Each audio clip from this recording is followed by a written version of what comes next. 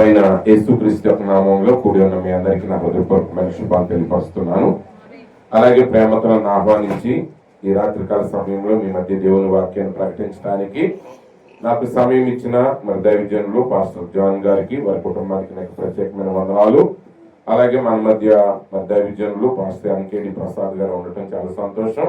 వారికి కూడా మా ప్రత్యేకమైన వందనాలు తెలియపరుస్తూ ఉన్నాను. హల్లెలూయా. ఇప్పటి వరకు చాలా చక్కగా దేవుని నామాన్ని మీరు అందరూ కూడా స్తుతించారు. చాలా చక్కగా మంచిగా పాటలు పాడుతున్నారు. అందుని బట్టి దేవునికి నేను వందనాలు తెలియపరుస్తూ ఉన్నాను. మనం అలాగే నిలబడి ఉండగా మరి దేవుని వాక్యాన్ని మనం చదువుకుందాం. ద్వితీయోపదేశ కాండము 1వ అధ్యాయము 6వ వచనం నుండి 8వ వచనం వరకు మనం చదువుకుందాము. ద్వితీయోపదేశ కాండము 1వ అధ్యాయము 6వ వచనం నుండి 8వ వచనం వరకు. మన దేవుడైన యెహోవా హోరేబులో మనకు ఎలాగూ సెలవిచ్చారు, ఈ పర్వతమునొద్ద మీరు నివసించిన కాలము చాలును. మీరు తిరిగి ప్రయాణమై అమోరీయుల మన్యమునకును అరాబా లోను మన్యములోను లోయలోను దక్షిణ దిక్కున సముద్ర తీరములోనున్న స్థలములన్నిటిని కనాను దేశమునకును లెబానోనుకును మహానది అని యూఫ్రటీసు వరకును వెళ్ళుడి. ఇదిగో ఆ దేశమును మీకు అప్పగించితిని. మీరు వెళ్ళి యెహోవా మీ పితరులైన అబ్రహాము, ఇస్సాకు, యాకోబులకును వారి తరువాత వారి సంతానమునకు ఇచ్చేదనని నేను ప్రమాణము చేసిన దేశమును స్వాధీనపరచుకొనుడి. అలాగే మొదటి సమూయేలు గ్రంథము 17వ అధ్యాయము 17వ అధ్యాయము 49వ వచనం నుండి చదువుతాను, జాగ్రత్తగా ఆలకించండి. తన సంచిలో చెయ్యి వేసి అందులో నుండి రాయి ఒకటి తీసి ఒడిసెలతో విసిరి ఆ ఫిలిష్తీయుని నుదుట కొట్టెను. ఆ రాయి వాని నుదురు చొచ్చినందున వాడు నేలను బోర్ల పడెను. దావీదు ఫిలిష్తీయుని కంటే బలాఢ్యుడై ఖడ్గము లేకయే ఒడిసెలతోనూ రాతితోనూ ఆ ఫిలిష్తీయుని కొట్టి చంపెను. వాడు బోర్ల పడగా దావీదు పరిగెత్తిపోయి ఫిలిష్తీయుని మీద నిలుచుండి వాని కత్తి వరదూసి దానితో వాని చంపి వాని తలను తెగవేశారు. ఫిలిష్తీయులు తమ సూర్యుడు చచ్చుట చూచి పారిపోయారు. అప్పుడు ఇశ్రాయేలు వారును యోధా వారును లేచి జయము జయమని అరచుచు లోయ వరకును షరాయిము ఎక్రోను వరకును ఫిలిష్తీయులను తరుమగా ఫిలిష్తీయులు హతులై షరాయిము ఎక్రోను మార్గమున గాతు ఎక్రోను అనే పట్టణముల వరకు కూలిరి. అప్పుడు ఇశ్రాయేలీయులు ఫిలిష్తీయులను తరుముట మాని తిరిగి వచ్చి వారి డేరాలను దోచుకొనిరి. ప్రభు ఈ వాక్య భాగమును దీవించును గాక. ఆమేన్. ప్రార్థించుదాం. మహోన్నతుడ, మహాగణుడ, సర్వాధికారి యేసు ప్రభువా, ఈ పరిశుద్ధమైన శ్రేష్టమైన నామానికి వందనాలు, స్తోత్రాలు తండ్రి. ఈ సాయంకాల సమయంలో మరొకసారి ప్రభువా నీ కృపా సింహాసనం సమీపించి ఉన్నాం తండ్రి. ఇంతవరకు ప్రభువా మా స్తుతుల మీద మీరు ఆశ్రయులు అయినందుకు నీకు వందనాలు చెల్లిస్తున్నాం ప్రభువా. ఈ సమయంలో నాయన మా స్తుతి సింహాసనం మీద నుండి మాతో మీరు మాట్లాడండి తండ్రి. ఎక్కడి నుంచి పలకబడుతున్న ప్రతి మాట పునరుద్ధారణ శక్తి ద్వారా ప్రభువా నీ బిడ్డల జీవితాలు గొప్ప ఆశీర్వాదాన్ని ఇచ్చినట్లుగా ప్రభుత్వం మేము ప్రార్థిస్తున్నాము. ఎదురాడుచున్న చీకటి దురాత్మ అంధకార శక్తులను యేసు నామములో మేము వెళ్ళగొట్టుచూ ఉండగా ఎక్కడైనా సమస్తాన్ని కూడా నీ పరిశుద్ధాత్మ స్వాధీనంలోనికి మీరు తీసుకోరండి ప్రభువా. మాట్లాడుచున్న పెదవులను, వినుచున్న చెవులను, గ్రహించవలసిన హృదయాన్ని నీ పరిశుద్ధాత్మ యొక్క అభిషేకం ద్వారా సున్నతిని మీరు అనుగ్రహించండి తండ్రి. ప్రతి మాట మా జీవితానికి ఆశీర్వాదకరంగా ఉన్నట్లుగా కృప చూపండి. మహిమ, ఘనత, ప్రభావాలు మీకు ఆరోపిస్తూ నజరేయుడైన యేసుక్రీస్తు పరిశుద్ధ నామములో ప్రార్థిస్తున్నాం తండ్రి. ఆమేన్. కూర్చోనండి. మన ప్రభువును రక్షకుడైన యేసుక్రీస్తు యొక్క పరిశుద్ధ నామమునకు మహిమ కలుగును గాక. మరి సాయంకాల సమయంలో నా యొక్క అంశం ఏంటంటే వాగ్దాన దేశంలో స్వాస్థ్యము కొరకు పోరాడుట. వాగ్దాన దేశంలో స్వాస్థ్యం కొరకు పోరాడుట.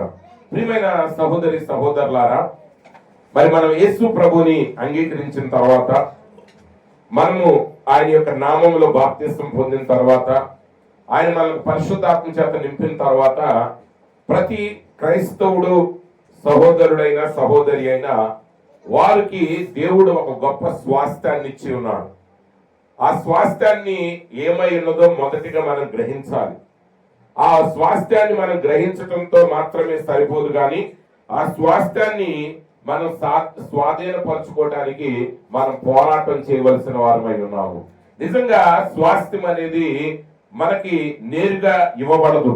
ఎందుకు నేరుగా ఇవ్వబడదంటే అది నేరుగా ఒకప్పుడు ఆదాముకి ఇవ్వబడింది. అయితే ఆదాము నిజంగా దేవుని వాక్యములోనే నిలిచి ఉన్నట్లయితే ఆ ఆశీర్వాదాలన్నీ కూడా ఆయన తర్వాత వచ్చే వ్యక్తులు వారు కూడా వాక్యానుసారంగా జీవించినప్పుడు వారు ఖచ్చితంగా జీవించేవాళ్ళు, వాళ్ళకి ఈజీగా ఇవ్వబడేవి. కానీ ఆదాము ఏం చేశాడంటే పాపం చేయటం ద్వారా దేవుడు తనకిచ్చిన స్వాస్థ్యాన్ని పోగొట్టుకున్నాడు. ఏదేను తోటనైతే సేద్యపరచడానికి దేవుడు ఆదామును సృజించాడో ఆ ఏదేను తోటలో నుంచి దేవుడు అతన్ని వెలుపలికి పంపివేశాడని దేవుని వాక్యం సెలవిస్తా ఉంది. ఇప్పుడు దేవుడు ఆదామును నేరుగా శపించలేదు, కానీ అతడు చేసే పనిని ఆయన శపించాడు. ఆయన బదులుగా నేలను ఆయన శపించాడు. ప్రభు అన్నాడు ఆదాముతో, ఇదిగో నువ్వు పాపం చేసావు కాబట్టి నువ్వు చెమట కార్చి ఆహారాన్ని తిందువు, భూమి నీ కొరకు ముళ్ళ పొదలను గచ్చ పొదలను మొలిపిస్తుందని చెప్పారు. కాబట్టి ఇప్పుడు ఆదాము ఆయన ఏం చేశాడంటే పాపాన్ని బట్టి తన స్వాస్థ్యము మీద ఉన్న అధికారాన్ని ఆయన పోగొట్టుకున్నాడు. ఇప్పుడు ఆ అధికారం ఎప్పుడైతే పోగొట్టుకున్నాడో ఆయన స్వాస్థ్యం ఎవరి చేతుల్లోకి వెళ్ళిపోయిందంటే శత్రువుల చేతుల్లోనికి వెళ్ళిపోయింది. ఇప్పుడు ఆయన తర్వాత వచ్చేవారు ఏం చేయాలంటే ఆ శత్రువుల చేతిలో చిక్కిన దాన్ని విడిపించాలి. లోకంలో కూడా జరిగేది అదే. ఒక తాతగారు లేదా ఒక తండ్రి గారు కొంత ఆస్తిని సంపాదించినప్పుడు దానిలో ఏదైనా సమస్యలు ఏర్పడి అది కోర్టు కేసుల్లో ఇరుక్కుని లేదా శత్రువులు ఆక్రమించినప్పుడు ఆయన తర్వాత వచ్చిన తరం వారు ఏం చేస్తారంటే వారి యొక్క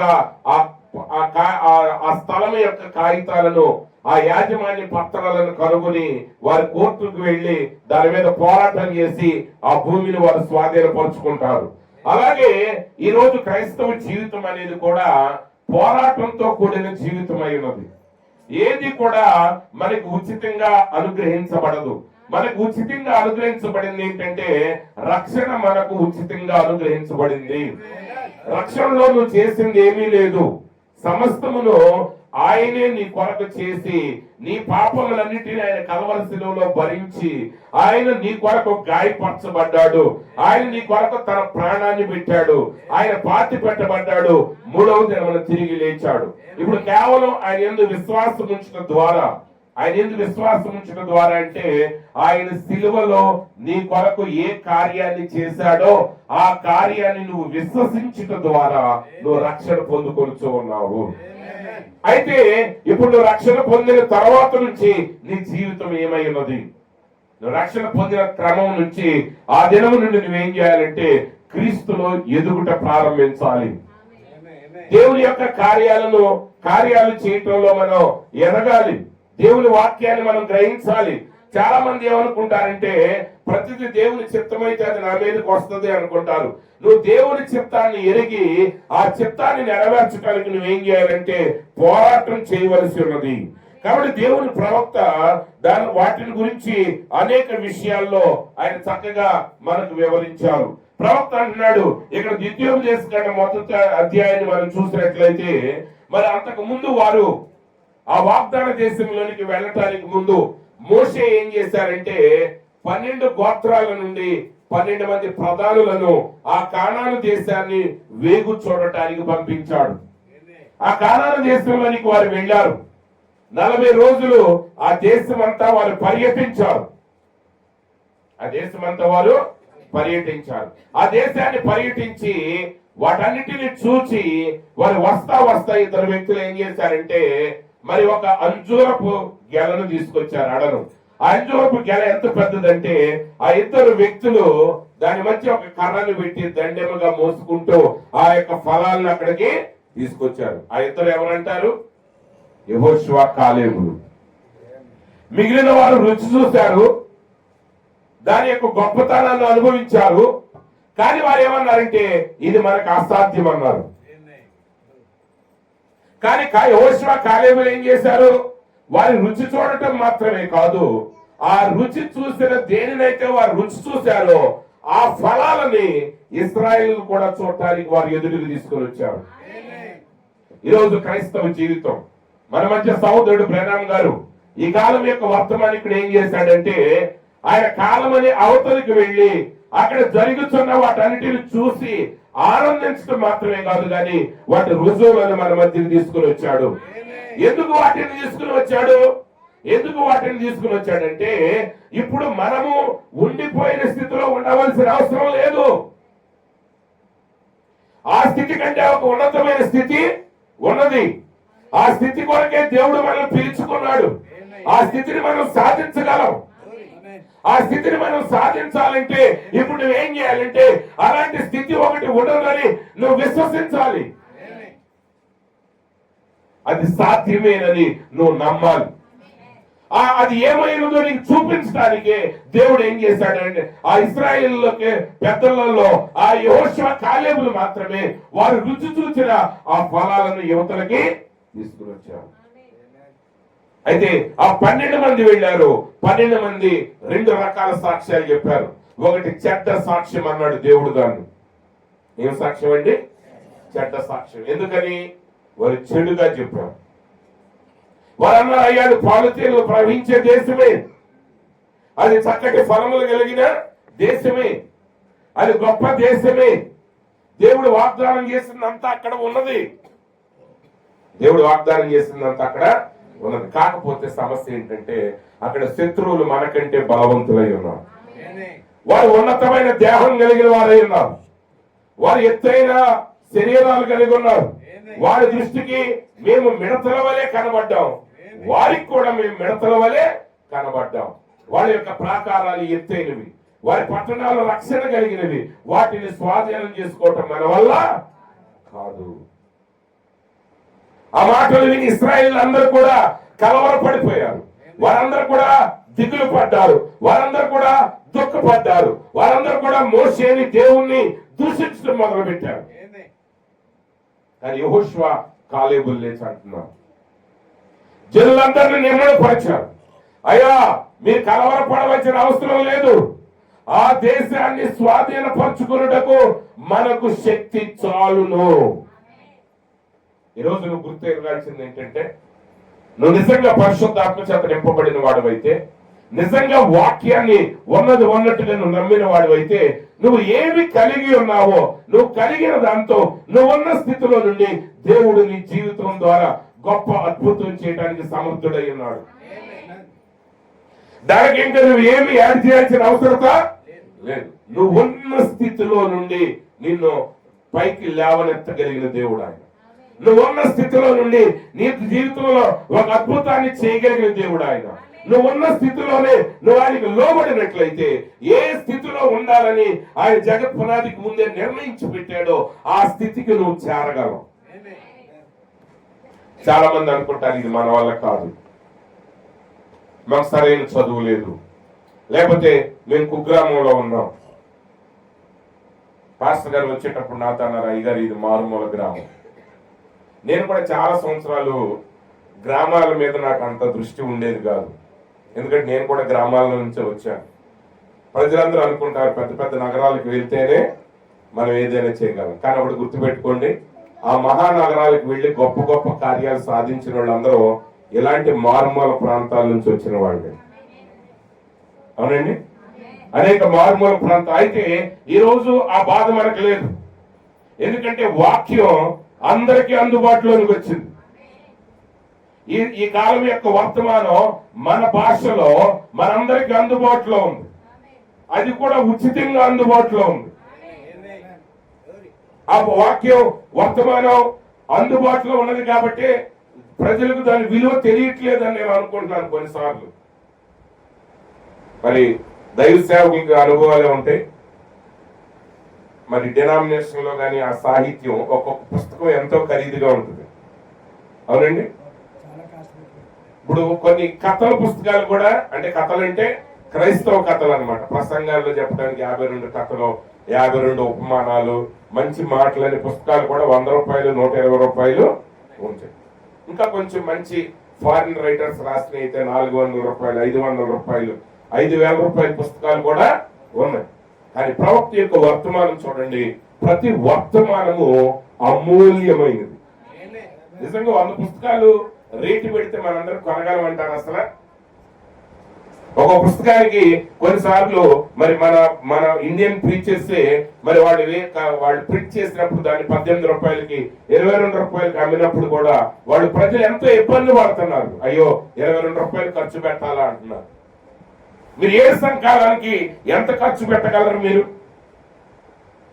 7 ముద్రల పుస్తకానికి మీరు ఎంత ఖర్చు పెట్టగలరు? కానీ అవన్నీ మీకు అందుబాటులో ఉన్నాయి.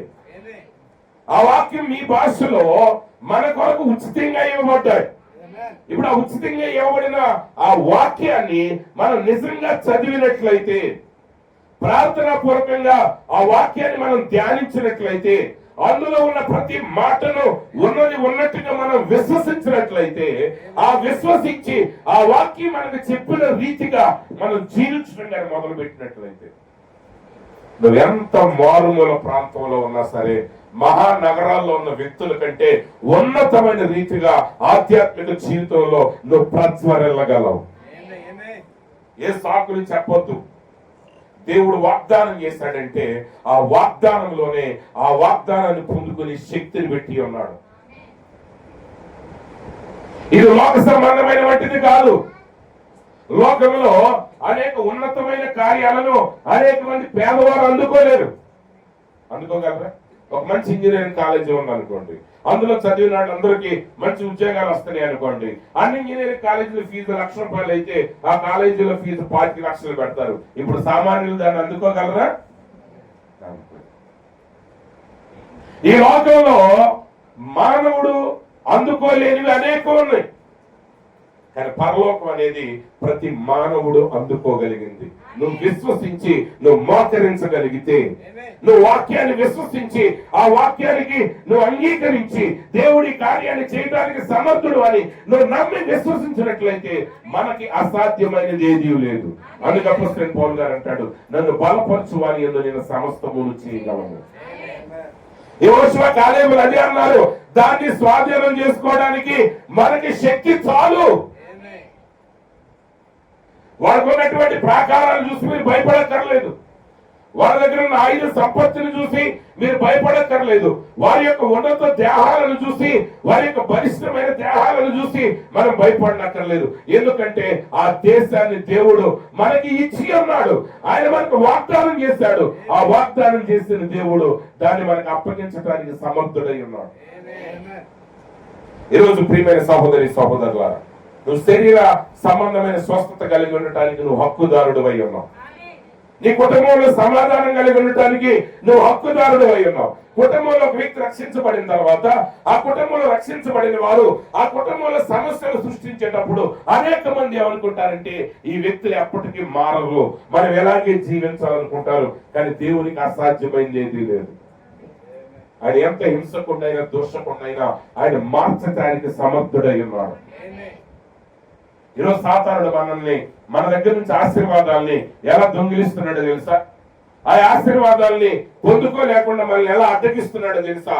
వాడు ఏం చేస్తాడంటే మన యొక్క బలహీనతలు మన కళ్ళ ఎదుట పెడతాడు, మన పొరపాట్లను మన కళ్ళ ఎదుట పెడతాడు. కానీ దేవుడు ఎప్పుడు కూడా ఆయన ఎలా పిలుస్తాడంటే మనల్ని, ఆయన జగదోత్పత్తి వేయబడక మునిపే ఆయన గ్రంథంలో మన గురించి ఏం రాశాడో, ఏం వాగ్దానం చేశాడో ఆ వాగ్దానాన్ని బట్టి, ఆ పేరును బట్టి ఆయన మీరు పిలిచే దేవుడు అయినాడు. గిద్యోనుకు శత్రువులకు జడిసి ఒక చెట్టు చాటును దాక్కుని ఆయన దొడగొట్టుకుంటున్నాడు. సహజంగా ఇప్పుడు గిద్యోను పిరికివాడైనా కాదు, ధైర్యస్తుడు, పిరికివాడు, చేతగాని వాడు, దాక్కుని పని చేస్తున్నాడు. కానీ దేవుని దూత వచ్చి అంటున్నాడు, మహాపరాక్రమం కలిగిన బలాఢ్యుడా. ఆయన స్థితి ఏంటి? అతడు పిరికితనంతో ఉన్నాడు, అతడు బానిసత్వంలో ఉన్నాడు, అతడు భయంతో దాగి ఉన్నాడు. కానీ దేవుడు ఏం పిలుస్తున్నాడంటే ఆయన సృజించినప్పుడు ఆయన ఎలా చూశాడో అలా దేవుడు పిలుస్తున్నాడు. ఈరోజు దేవుడు నిన్ను ఆయన కుమారుడిగా చూస్తున్నాడు. దేవుడు నిన్ను ఆయన కుమార్తెగా చూస్తున్నాడు. ఆయన నీకు వాగ్దానం చేశాడా? ఆయన చేసిన ప్రతి వాగ్దానం కూడా సత్యమై ఉన్నది. అది నువ్వు ఖచ్చితంగా నువ్వు స్వాధీనం చేసుకోగలవు. అది నువ్వు స్వాధీనం చేసుకోవాలంటే నువ్వేం చేయాలంటే నువ్వు పోరాటం చేయడానికి సిద్ధపడాలి. పోరాటం లేకుండా రాదు. యేసు ప్రభు ఈ లోకంలో శరీరధారిగా ఉన్నప్పుడు ఆయన అనేక అద్భుతాలు చేశాడు. ఆ అద్భుతాల్లో ఎక్కువ భాగము వాళ్ళు పోరాడి సాధించుకున్నవి. ఎక్కువ భాగం ఇప్పుడు గదరేని ప్రాంతంలో పిచ్చి పట్టిన జయాలు పట్టిన వాడు ఉన్నాడు. వాడికి ఏం తెలియదు. ప్రభువే నేరుగా ఆయన దగ్గరికి వెళ్ళాడు. ఆ వ్యక్తికి విడుదలనిచ్చాడు. బెతెస్దా కోనేరు దగ్గర ఒక వ్యక్తి పడున్నాడు. వాడు అడగలేదు, ఆయన పిలవలేదు. యేసు ప్రభువే నేరుగా ఆయన దగ్గరికి వెళ్ళి ఆయన స్వస్థపరచం పడగోరుతున్నావా అని అడిగాడు. కానీ అన్ని అద్భుతాలు అలాగే జరగలేదు. పక్షవాతం కలిగిన వాడిని ఆయన స్నేహితులు తీసుకుని వచ్చారు పడక మీద. ఆ ఇల్లు చూస్తే ఇల్లంతా నిండిపోయినది. యేసు ప్రభు దగ్గరికి వెళ్ళే మార్గం కనబడలేదు. ఆ స్నేహితులు ఏం చేశారంటే పోరాటం చేశారు. ఆ స్నేహితులకి ఇల్లు నిండిపోయింది, మనం వెళ్ళిపోదామని వారు అనుకోలేదు. వాళ్ళు ఏం చేశారంటే ఇళ్ళెక్కి ఆ ఇంటి మీద ఉన్న కప్పు అంతటిని తీసివేసి ఆ మంచం పట్టే అంత ఖాళీని చేసుకుని యేసు ప్రభు కూర్చున్న స్థలానికి ఆయన ఎదుటికి ఆ వ్యక్తిని దింపారు. యేసు వారి విశ్వాసాన్ని చూశారు. అంటే వాళ్ళు నిజంగా ఈయన స్వస్థత పొందాలి అనుకుంటే ఆ బెతెస్దా కోనేరు దగ్గరికి ప్రభు వచ్చినట్టుగాని ఆయనే వస్తాడు, లేకపోతే ఆ యొక్క గదరేని ప్రాంతంలో దెయ్యం పట్టిన వాడి దగ్గరికి వెళ్ళినట్టుగా ఆయనే వెళ్తాడని కూర్చోవాలా. ఈరోజు మీరు ఎప్పుడైనా సాక్ష్యాలు విన్నప్పుడు ఒక విషయం ఎప్పుడు గుర్తుపెట్టుకోండి. సాక్ష్యాలు నేను అందుకే ఎక్కువగా ఎంకరేజ్ చేయను. అంటే మొత్తం వివరణ ఇవ్వటానికి నేను ఎంకరేజ్ చేయను. ఎందుకంటే ప్రజలు ఏమనుకుంటారంటే ఒక వ్యక్తికి ఒక సాక్ష్యం జరిగినప్పుడు అలాగే జరగాలి నాకు కూడా అనుకుంటారు. ఎలా జరగాలి? ఆయనకి చెప్పినట్టే జరగాలి. తర్వాత ఈయన కూడా ఏమనుకుంటాడు, సాక్ష్యం చెప్పిన ఆయన నాకు జరిగినట్టే జరిగితేనే అది దేవుని కార్యం. అంటే ఇప్పుడు గదరేని ప్రాంతంలో ఉన్న ఒక వ్యక్తి ఆ మీటింగ్ హాజరయ్యాడు అనుకోండి. ఆ బెతెస్దా కోనేరు దగ్గర స్వస్థపడిన వాడు ఆ మీటింగ్ లో ఉన్నాడు అనుకోండి. వాడు ఏమంటాడు, ఎందుకంటే మీరు ప్రయాసపడుతున్నారు, ప్రయాసపడిన వాడి వల్ల కానీ పొందగోరి వల్ల కానీ కాదు, కానీ ఆయనకి ఎవరిని కనికరిస్తాడో వాడి వల్లే జరుగుతుంది. తీసిపోయి ఇంట్లో పెట్టండి, వాడు స్వస్థపడటం దేవుని చిత్తమైతే ఆయన వస్తాడనేవాడు. కానీ అది అబద్ధం. స్వాస్థ్యం కోసం నువ్వు పోరాటం చేయాలి. స్వాస్థ్యం కోసం నువ్వు ఏం చేయాలండి? పోరాడాలి. ఈరోజు మనం శ్రమలో ఎన్నో ఇబ్బందులు పడుతున్నాం, కానీ నిజమైన స్వాతంత్ర్యం కోసం మనం ఏం చేయాలంటే, నిజమైన ఆశీర్వాదం కోసం మనం ఏం చేయాలంటే పోరాటం చేయాలి. అభివృద్ధి వాడైన భర్తమై కూడా యేసు ఆ మార్గం గుండా వెళుతున్నాడని విన్నప్పుడు ఆయన కేకలు వేశాడు, దావీదు కుమారుడు నన్ను కరుణించు, దావీదు కుమారుడు నన్ను కరుణించమన్నప్పుడు ఆయన చుట్టూ ఉన్న వారందరూ కూడా ఆయన గద్దించారు. నువ్వు మౌనంగా ఉండు, నువ్వు కేకలు వేయొద్దు, నువ్వు మాట్లాడొద్దు, ఆయన నీ మాట వినడు అని గద్దించాడు. అప్పుడు ఏం చేశాడు అతను? వీళ్ళందరూ నన్ను కాదన్నారులే అని చెప్పేసి ఆగిపోలేదు. అయిపోయాడండి. అతడు పోరాటం చేశాడు. బైబిల్ చెప్తుంది అతడు మరింత బిగ్గరగా కేకలు వేయనారంభించాడు. అంటే వాళ్ళు ఆపుతుంటే ఆయన ఆగలేదు. ఈ రోజు నీ శ్రమల్ని ఆపుతుంటే ఆగిపోవద్దు. కష్టాలు ఎక్కువైపోయి నేను కలవరపడొద్దు. నీ గురిని వాక్యం మీద పెట్టి యేసు ఏం చెప్పాడో దాన్ని నమ్ము. ఎందుకంటే ఎంత మంది శత్రువులు ఎదురు నిలబడినా, ఎంత బలమైన గోడల్ని ఎదురు నిలబడినా వాటన్నిటిని కూల్చి నీ వాగ్దాన దేశంలోనికి నేను ప్రవేశపెట్టేవాడు ఆయన అయి ఉన్నాడు. నువ్వు వాగ్దాన దేశంలో ప్రవేశించిన తర్వాత అక్కడే ఎదురయ్యే ప్రతి పోరాటంలో నీకు సహాయం చేసి నువ్వు గెలిచిన భూభాగాన్ని నీకు స్వాస్థ్యంగా, నీ సంతానానికి స్వాస్థ్యంగా ఇచ్చువాడు ఆయన అయి ఉన్నాడు. కాబట్టి ఈరోజు మనం పోరాటం చేయాలి. ప్రార్థనలో పోరాడాలి, ఉపవాసంలో పోరాడాలి, దేవుని యొక్క ఆత్మ పొందుకునే విషయంలో మనం పోరాడాలి, దేవుని చిత్తం నెరవేర్చే విషయంలో మనం పోరాటం చేయాలి. ఒక పోరాట స్ఫూర్తిని మనం కలిగి ఉండాలి. ఎప్పుడు కూడా ఒక మాట అంటారు, క్రీడా స్ఫూర్తిని కలిగి ఉండాలని. అంటే స్పోర్టివ్ గా తీసుకోండి అంటారు. స్పోర్టివ్ గా తీసుకోండి అంటే సహజంగా ఎప్పుడు ఒక వ్యక్తి బాగా పాడతాడు అనుకుంటారు. ఆ రోజు ఆయన కంటే ఇంకొక వ్యక్తి బాగా పాడాడు అనుకోండి, ప్రజలు ఆటోమేటిక్ గా ఆ రోజు ఎవరు బాగా పాడితే ఆ వ్యక్తినే మెచ్చుకుంటారు. అప్పుడు ఈయన అనకూడదు, ఎప్పుడు నన్ను మెచ్చుకునే వాళ్ళు ఇప్పుడు ఆయన్ని మెచ్చుకుంటారు. దాన్ని ఏమంటే స్పోర్టివ్, క్రీడా స్ఫూర్తి. ఒక రోజు ఈయన గెలుస్తాడు, ఇంకో రోజు ఆయన గెలుస్తాడు. కానీ క్రైస్తవ జీవితం అనేది క్రీడా స్ఫూర్తితో లేదు కాదు. క్రైస్తవ జీవితం అనేది క్రీడా స్ఫూర్తితో ఉండకూడదు. మనదేంటంటే ఏ స్ఫూర్తి మనం కలిగి ఉండాలంటే యుద్ధం యొక్క స్థితిని మనం కలిగి ఉండాలి. అందరి మీద అప్పుడప్పుడు పేపర్లో రాస్తారు, ఆ రోడ్డు యుద్ధ ప్రాతిపదికన వేస్తున్నారు. యుద్ధ ప్రాతిపదికన అంటే అర్థం ఏంటంటే యుద్ధం జరిగేటప్పుడు ఇంకా ఏ విషయాల గురించి ఆలోచన చేయరు. యుద్ధం జరిగేటప్పుడు దేని గురించి ఆలోచన చేయరు. ఇది వరకు కోటిపల్లి నుంచి ఆ నర్సాపురానికి రైల్వే స్టేషన్ రైలు ఉండేదంట, ట్రాక్. అప్పుడు నేను ఎవరిని అడిగాను, ఏమండి మరి ఇది వరకు ఎప్పుడో స్వతంత్రం రాకముందే ట్రాక్ ఉందంట కదా, ఏమైందని అడిగితే వాళ్ళు అన్నారు, ఆ ఫస్ట్ వరల్డ్ మొదటి ప్రపంచ యుద్ధం రెండో ప్రపంచ యుద్ధం జరిగేటప్పుడు ఐరన్ అవైలబిలిటీ లేక వాళ్ళు ఏం చేశారంటేనంట ఈ ట్రాక్లు మొత్తం తీసుకుపోయారంట. అంటే యుద్ధం జరిగేటప్పుడు ఏం చేస్తారు, అసలు దేని గురించి ఆలోచన చేయరు. ముందు యుద్ధంలో గెలవాలంతే, యుద్ధంలో గెలవాలి. యుద్ధం గెలిచిన తర్వాత అప్పుడు ఆలోచన. అదే యుద్ధ ప్రాతిపదికన.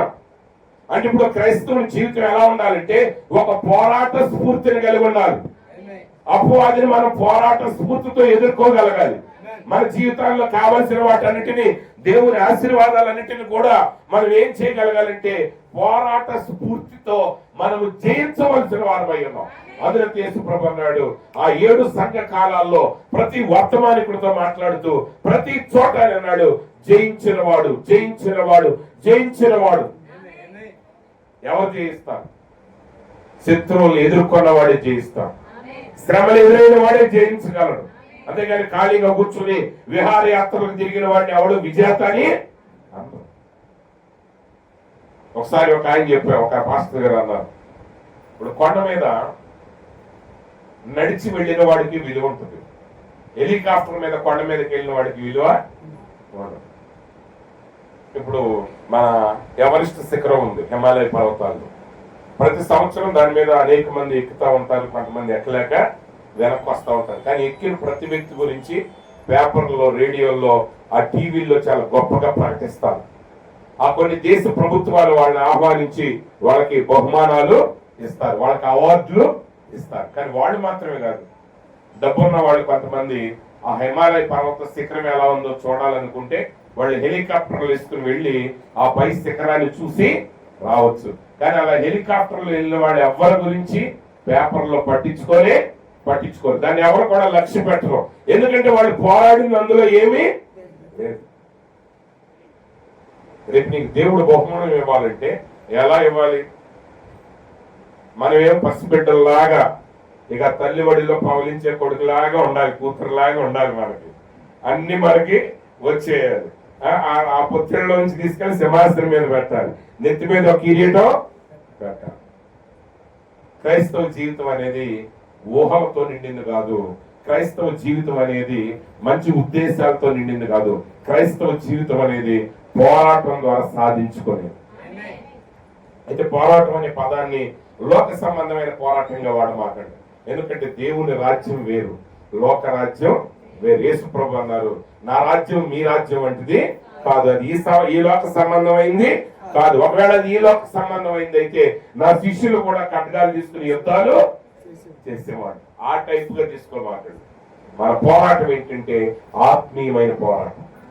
మన పోరాటం ఏంటంటే ఆత్మలో వెలిగించబడటం.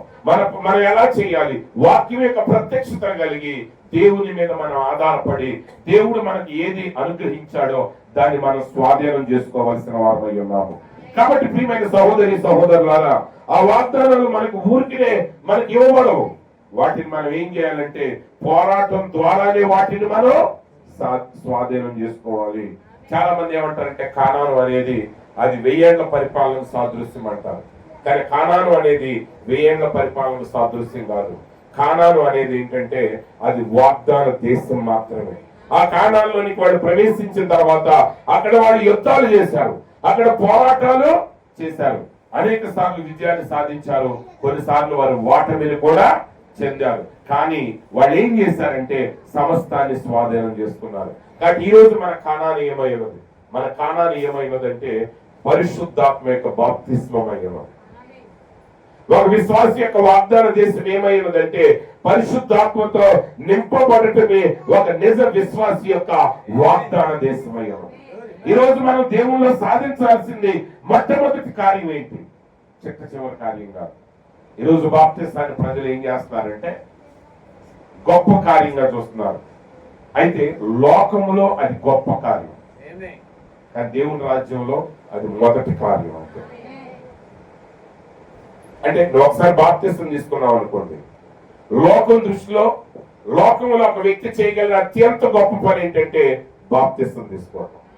కానీ దేవుని రాజ్యంలో బాప్తిస్తం తీసుకోవటం అనేది అది మొదటి మెట్టు. అంతే, అది మొదటి మెట్టు. బాప్తిస్తం తీసుకోగానే నువ్వు ఒక పరిశుద్ధురాలు అయిపోయినట్టు కాదు, నువ్వేదో బైబిల్ మొత్తం నెరవేర్చినట్లు కాదు. ఇప్పుడు నువ్వు దేవుని యొక్క రాజ్యంలో జన్మించావు, దేవుని యొక్క రాజ్యంలో ఒక సభ్యుడివి, ఒక సభ్యురాలు అయ్యావు. ఇప్పుడు నువ్వేం చేయాలంటే ఆ పరిశుద్ధాత్మ బాప్తిస్తాన్ని పొందుకోవాలి. అంత మాత్రమే కాదు, అపోస్తుల బోధ యందు, ప్రార్థించుట యందు, సహవాసం యందు, రొట్టె విరుచుట యందు ఎడతెగక నువ్వు నిలిచి ఉన్నావు. ఆ బోధ నిన్ను ఏం చేస్తుందంటే ఆ పరిపక్వత వైపు నిన్ను నడిపిస్తుంది. అయితే ఈరోజు మొదట్లోనే సాతానుడు ప్రజల్ని గందరగోళపరిచి ఉన్నాడు. ఈరోజు ప్రజలు బాప్తిస్తాలు తీసుకుంటున్నారు.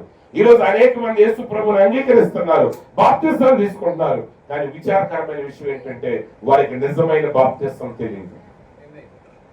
ఆ నిజమైన బాప్తిస్తాన్ని ఈ రోజు మత శాఖలకి మనం బోధించినా వాళ్ళు దాన్ని అంగీకరించట్లేదు. వాక్యాన్ని వాళ్ళకి చూపిన వాళ్ళు ఏమంటారంటే మేము ఎంతవరకు చేసేసామండి, మేము చేసింది ఏదో చేసాం, దాన్ని మేము మార్చుకోలే ఏదో ఒక వాక్యం.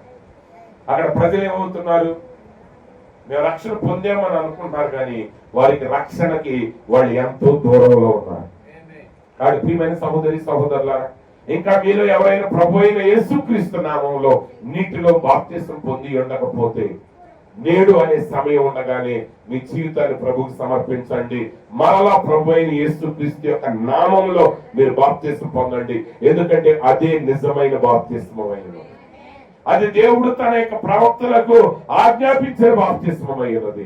దేవుడు తన యొక్క అపోస్తలుల ద్వారా బయలుపరిచిన వాక్యమైనది.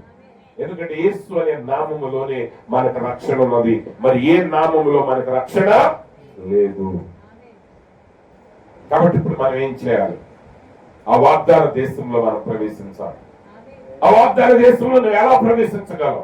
నువ్వు ఎలా ప్రవేశించగలవు అంటే నువ్వు ఖచ్చితంగా నీ మారు మనసు నిమిత్తం నువ్వు మారు మనసు పొంది నీ పాప క్షమాపణ నిమిత్తము ప్రభు అయిన యేసుక్రీస్తు యొక్క నామంలో బాప్తిస్మం పొందాలి. అప్పుడే నువ్వు పరిశుద్ధాత్మ అనే వరాన్ని నువ్వు పొందుకుంటావు. ఎప్పుడైతే నువ్వు పరిశుద్ధాత్మ వరాన్ని పొందుకున్నావో నువ్వు యేసుక్రీస్తు యొక్క శరీరంలో నువ్వు సభ్యుడిగా మారుతున్నావు.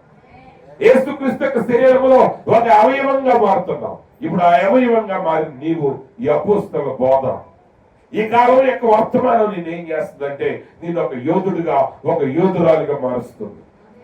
ఈ వాక్యం ఏం చేస్తుందంటే నీ స్వాస్థ్యం ఏమై ఉన్నదో దాన్ని నీకు బయలుపరుస్తుంది. ఒక విశ్వాసి అనారోగ్యం పాలైనప్పుడు స్వస్థత దేవుని చిత్తమా కాదా అని ఆలోచించవలసిన అవసరం లేదు. దేవుని ప్రవక్త అన్నాడు, స్వస్థత పిల్లల యొక్క హక్కు. స్వస్థత పిల్లల యొక్క హక్కు.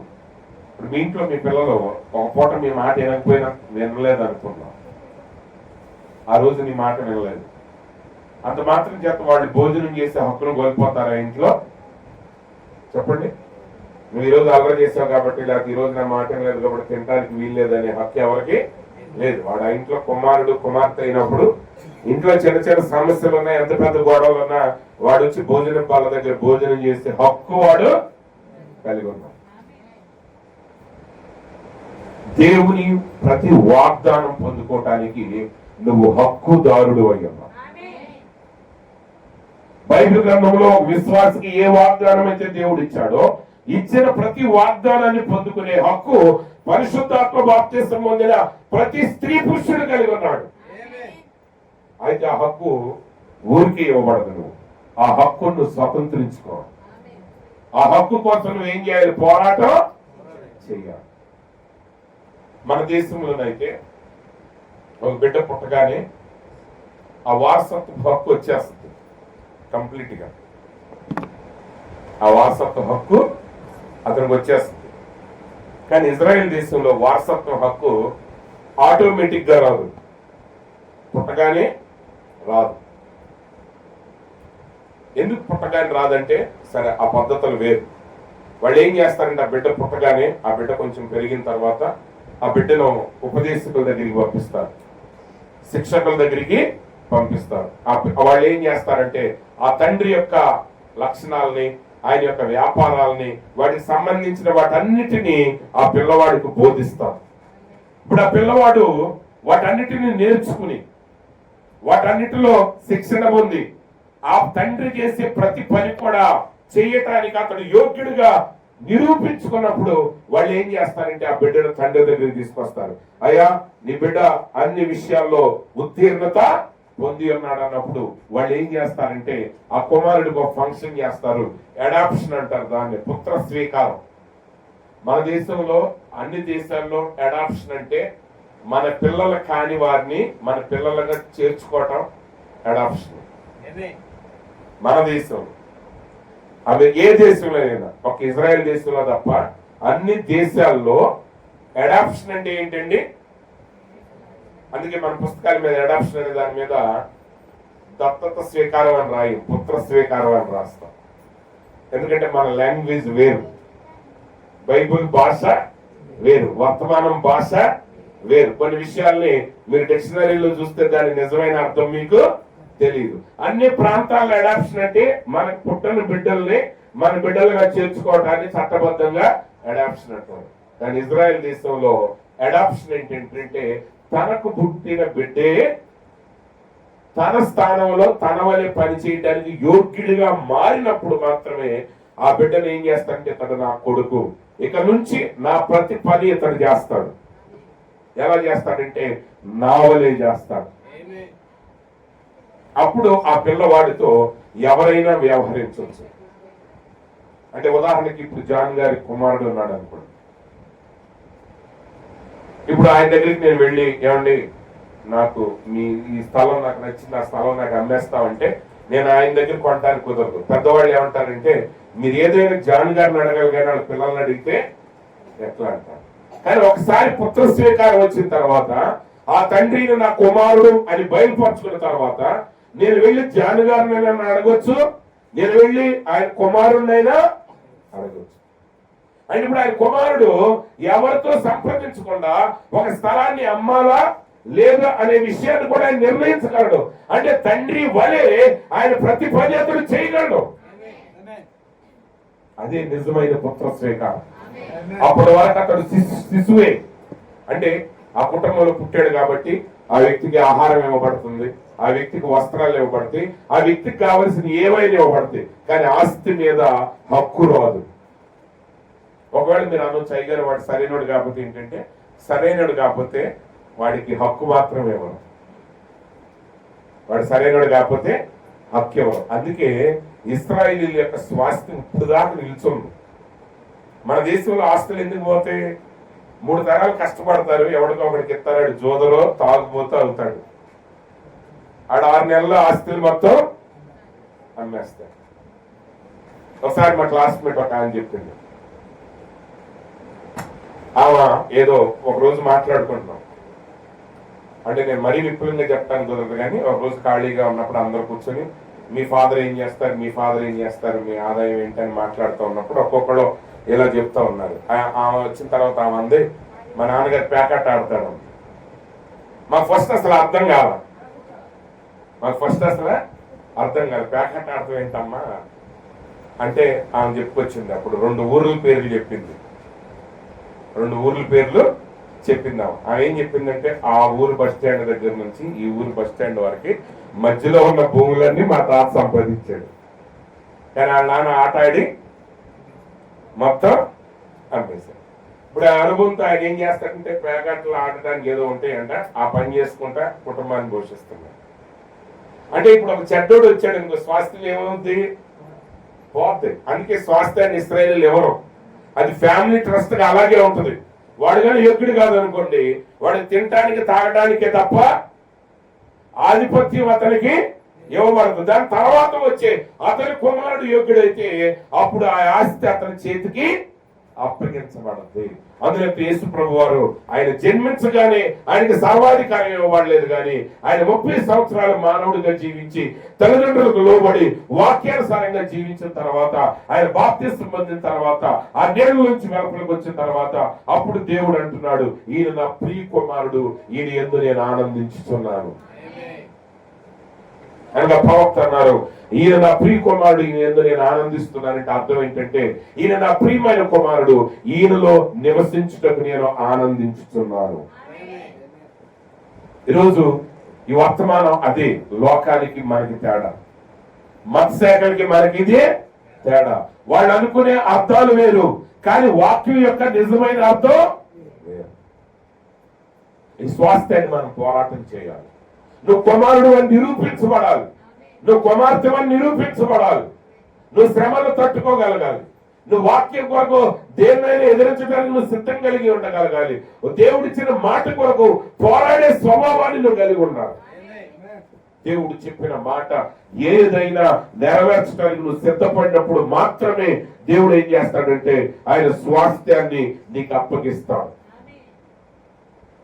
అంతేగాని ప్రభువా ఇచ్చేనాయన అన్నట్లు కాదు. ఏ దేశంలో జరిగినట్లుగా స్వాస్థ్యం ఇజ్రాయెల్ దేశంలో అప్పగించబడదు. కాబట్టి ఆత్మ సంబంధమైన స్వాస్థ్యాన్ని నువ్వు పోరాటం ద్వారానే స్వాధీనపరచుకో. ప్రార్థించాలి. నువ్వేం చేయాలండి? ప్రార్థన చేయాలి, ఉపవాసం ఉండాలి, వాక్యాన్ని మీరు ధ్యానించాలి. దేవుడు నీకు ఏమి ఆజ్ఞాపించాడో నువ్వు ఆజ్ఞాపించిన వాటన్నిటిని నెరవేర్చినప్పుడు మాత్రమే నువ్వు ఆ స్వాస్థ్యాన్ని స్వాధీనపరచుకోగలవు.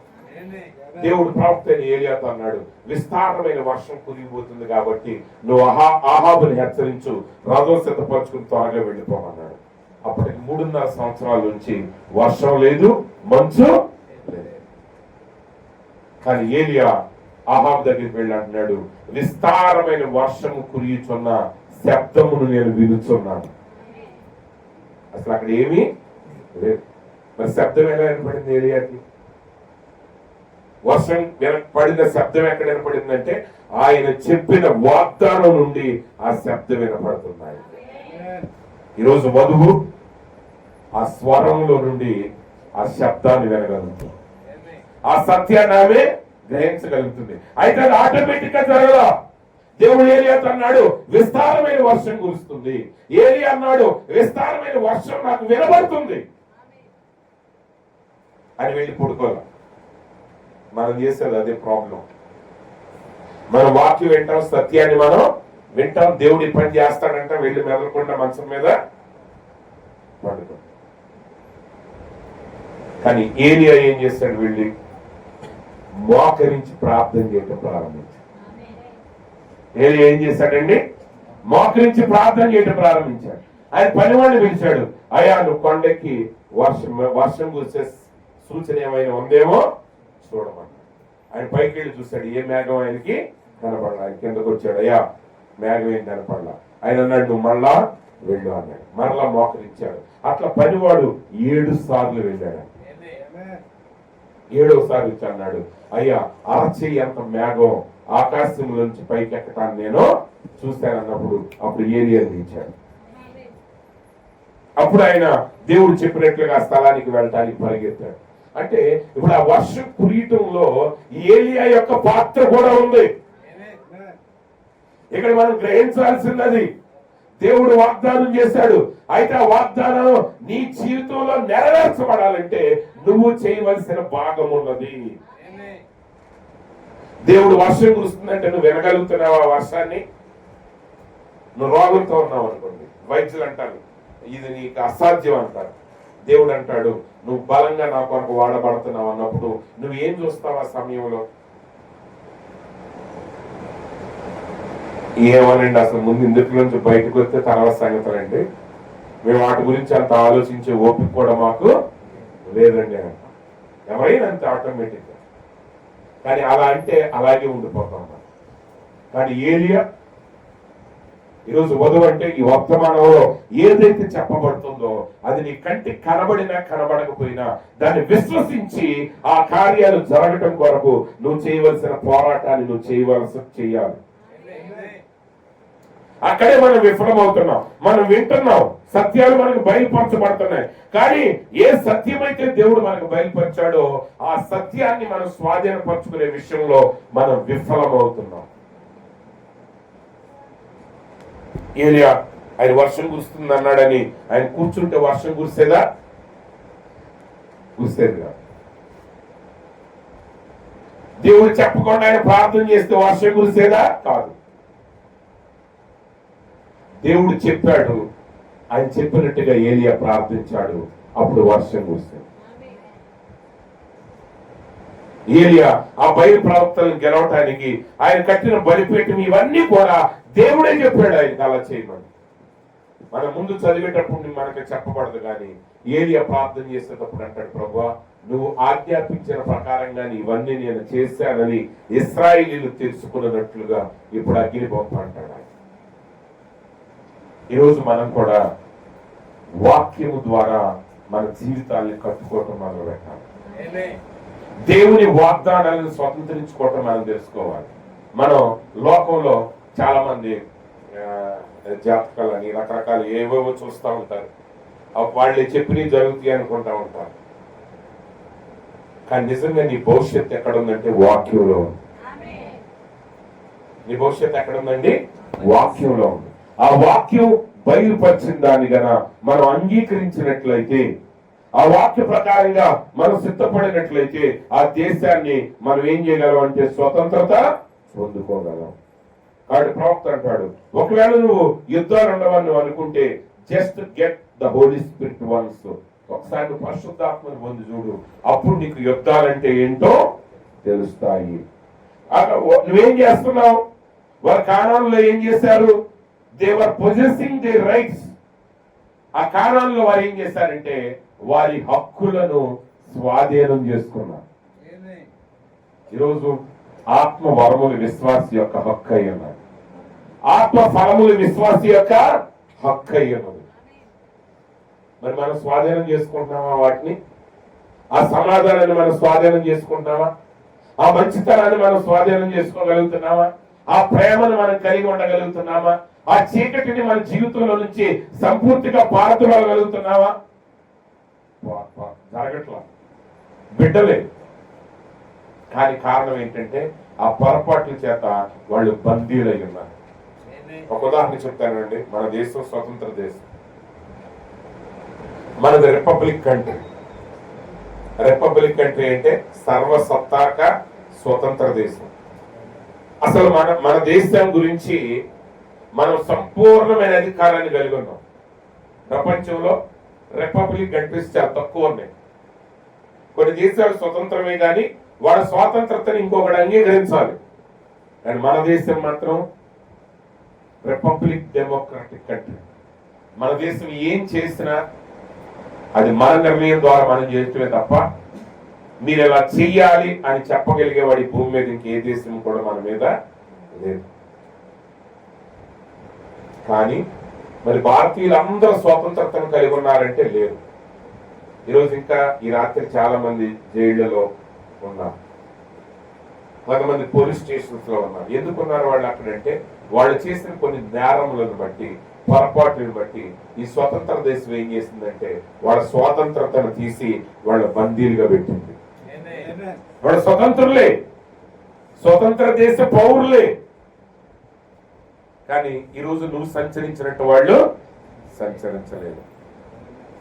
కారణం వాళ్ళ యొక్క తప్పిదాలు, వాళ్ళ యొక్క పొరపాటు, నేరాలు, ఏదో అని కానివ్వండి. వాళ్ళు స్వతంత్ర దేశంలో ఇప్పుడు వాళ్ళు బందీలుగా ఉన్నారు. ఈరోజు క్రైస్తవుల పరిస్థితి కూడా అలాగే ఉంది. మనం స్వతంత్ర దేశంలో ఉన్నాం. దేవుడు మనకి స్వాతంత్రతనిచ్చాడు. ఆయన వాక్యం ద్వారా స్వాతంత్రతనిచ్చాడు. ఆయన వాక్య సత్యం ద్వారా స్వాతంత్రతనిచ్చాడు. ఈ కాలం యొక్క వర్తమానం ద్వారా మనకు సంపూర్ణ సత్యాన్ని బయలుపరిచాడు. అయితే మన హక్కుల్ని మనం స్వతంత్రించుకోగలుగుతున్నావా? స్వతంత్రించుకోలేకపోతున్నాం. జాగ్రత్తగా చూసుకోండి. నీ హక్కును నువ్వు ఎందుకు స్వతంత్రించుకోలేకపోతున్నావో నీ జీవితాన్ని నువ్వే పరిశీలన చేసుకో. ఈరోజు ప్రవక్త అంటున్నాడు, వారు ఏం చేస్తారు వాగ్దాన దేశంలో అంటే వారి హక్కులను ఏం చేస్తారంటే స్వతంత్రించుకోవచ్చున్నారు. గ్లోరీ, దేవునికి మహిమ. They are possessing their rights. వారి హక్కులను వారు స్వతంత్రించుకుంటున్నారు.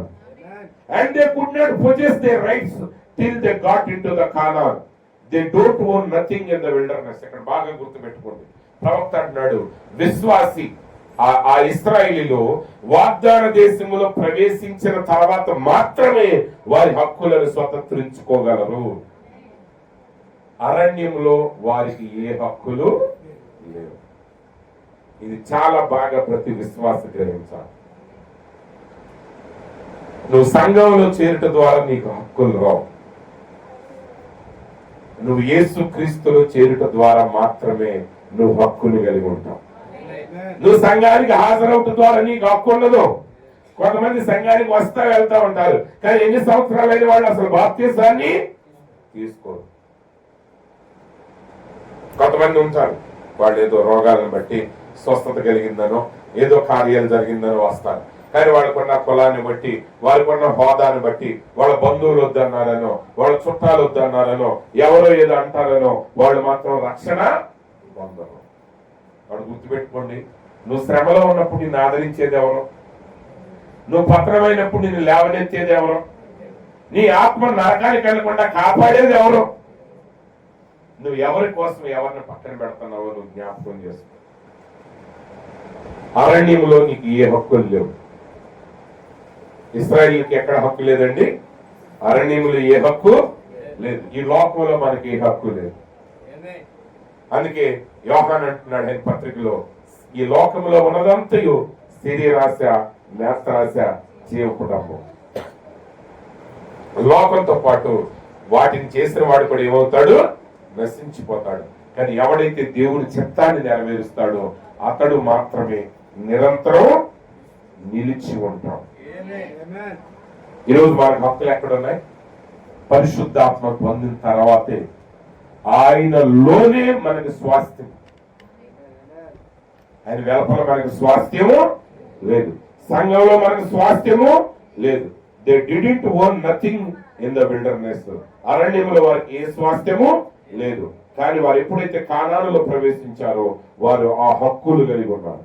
మనం ఇప్పుడు హక్కులు కలిగి ఉన్నాం. నువ్వు పరిశుద్ధాత్మను పొందినప్పుడు నువ్వు కానానులో ప్రవేశించావు. అయితే you have to fight for it. Every inch of ground you have to fight for it. చేస్తావు. నువ్వు స్వాస్థ్యంగా ఏదైతే పొందుకోవాలనుకుంటున్నావో దానిలో ప్రతి అంగుళాన్ని నువ్వు పోరాటం ద్వారానే పొందుకోవాలి. నువ్వు పోరాడకుండా ఏది నువ్వు పొందుకోలేవు. ఆ గుడ్డి భర్తపై కేకలు వేస్తున్నప్పుడు అందరూ ఆయన ఆగమని గద్దించారు. వాడు మరింత బిగ్గరగా కేకలు వేసినప్పుడు యేసు నిలిచి తన పక్కన ఉన్న వారితో అన్నాడు, వెళ్ళి అతను నా దగ్గరికి తీసుకున్నాడు. ఇక్కడ వాకింగ్ క్లియర్ గా చెప్తుంది. అప్పటి వరకు ఆయన గద్దించిన వాళ్ళే ఆయన దగ్గరికి వచ్చి అంటారంట, నువ్వు ధైర్యం తెచ్చుకో, బోధకుడు నిన్ను పిలుస్తున్నాడు. అంటే నీ విశ్వాసంగా నీ యేసుని తాకినప్పుడు నీ అడ్డాలనే ఒంటరిగా మారుస్తాడు ఆయన. ఆయన ఆగమని గద్దించిన వారే ఆ వ్యక్తిని ఎక్కడ తీసుకెళ్లారు? యేసు క్రీస్తు యొద్దకు తీసుకువెళ్ళారు. అడ్డాలు చూసి నువ్వు భయపడద్దు, శత్రువులు చూసి నువ్వు భయపడద్దు, పోరాటాలు చూసి నువ్వు భయపడద్దు. దేవుడు నీకు ఏమి వాగ్దానం చేశాడో దాన్ని నువ్వు పొందుకోగలవు. అది నీ హక్కు. ప్రతి అంగుళం కొరకు నువ్వు పోరాటం చెయ్యాలి. ఎస్ సార్, అవును. That's the reason people say, brother Branham, you pray for me today. I see, get over into the Canaan once, brother, and you realize where you belong. Watch prayer, start things and now. కాబట్టి ప్రవక్త అంటాడు, ఒకసారి నువ్వు వాగ్దాన దేశంలో ప్రవేశించి చూడు, అప్పుడు నీ కార్యాలన్నీ అర్థమవుతాయి. ఒకసారి నువ్వు ప్రార్థన చేసిన తర్వాత నువ్వు గమనిస్తా ఉండు, అప్పుడు ఎలాంటి పోరాటం నీ మీదకి వస్తుందో నీకు అర్థమవుతుంది. ఆయన అంటున్నాడు, సాతాను అయితే చూడు, అది నాది, నేను దీని యొక్క స్వాస్థ్యమును, దేవుడు అలాగే చెప్పాడు, బయటికి వెళ్ళు, నా స్థలంలో నుంచి బయటికి వెళ్ళు. సాతానుడు అంటాడు, ఇది నీ స్థలమా? అప్పుడు నువ్వు అంటావు, I have got an abstract deed to it, move out. You know, దీని యొక్క యాజమాన్యపు హక్కు పత్రం నా దగ్గర ఉంది. ఆదాము ఏ హక్కు పత్రాన్ని అయితే పోగొట్టుకున్నాడో, యేసుక్రీస్తు ఏం చేశారంటే కల్వరి శిలువలో ఆయన మరణించడం ద్వారా మనకి దేవునికి అడ్డుగా ఉన్నటువంటి ఆ పాపపు రుణపత్రాలను కొట్టివేశాడు. ఆయన సమాధిని గెలిచాడు, ఆయన తిరిగి లేచంటున్నాడు. శిష్యులను పిలిచి అపోస్తులకు అంటాడు, పరలోకములోను భూమి మీదను నాకు సర్వాధికారం ఇవ్వబడి ఉన్నది. అంటే ఇప్పుడు ఆదాము పోగొట్టుకున్న హక్కు ఇప్పుడు ఎవరి చేతుల్లోకి వచ్చింది? యేసుక్రీస్తు చేతుల్లోకి వచ్చింది.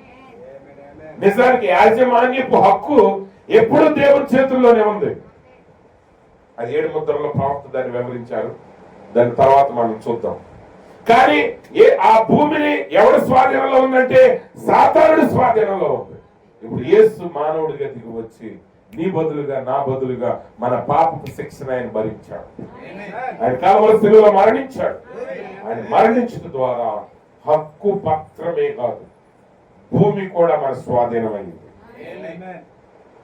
కొన్నిసార్లు ఏమవుతుందంటే తాతగారు ఎప్పుడో కొని పెడతాడు కాగితాలు, తర్వాత మనవాళ్ళు ఎప్పుడో చూస్తారు కాగితాలే మన దగ్గర ఉంటే భూమిలో ఇంకో ఆడో ఉంటాడు.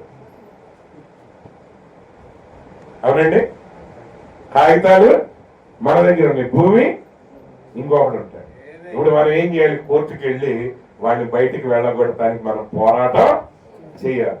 అందుకని ఈ కాగితాలన్నీ పొమ్మంటాడంటాడు, దున్నేవాడితే భూమి అంటాడు. నేను ఇన్ని సంవత్సరాల నుంచి నేను దున్నుతున్నాను అంటాడు. ఇప్పుడు సాతానుడు ఏమంటున్నాడు? ఈ లోకం నాదే అంటున్నాడు. యేసు ప్రభుత్వం అంటాడు, ఈ రాజ్యాలన్నీ నావే. వాడి ఎక్కడి? భూమి దేవుంది. ఆదాముకి నివాస స్థలంగా ఆయన ఇచ్చాడు.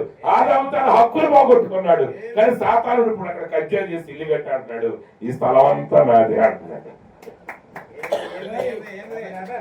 ఇప్పుడు మన జీవితాల్లో జరిగేది అదే. మన హక్కు పత్రాల్లో మన గురించి వేరే రాయబడింది, దేవుని చిత్రంలో వేరుగా ఉన్నాం మనం. కానీ ఇప్పుడు జీవించే విధానం దానికి మ్యాచ్ కావట్లా. నువ్వు దేవుని కుమారుడివి, దేవుని కుమార్తె, నువ్వు దేవుని ఆలయం అయి ఉన్నావు, దేవుని నివాస స్థలం అయి ఉన్నావు. ఆయన యొక్క ప్రతి వాగ్దానం నీదై ఉన్నది. దాన్ని అనుభవిస్తున్నావా నువ్వంటే? లేదు, తేడా జరుగుతుంది.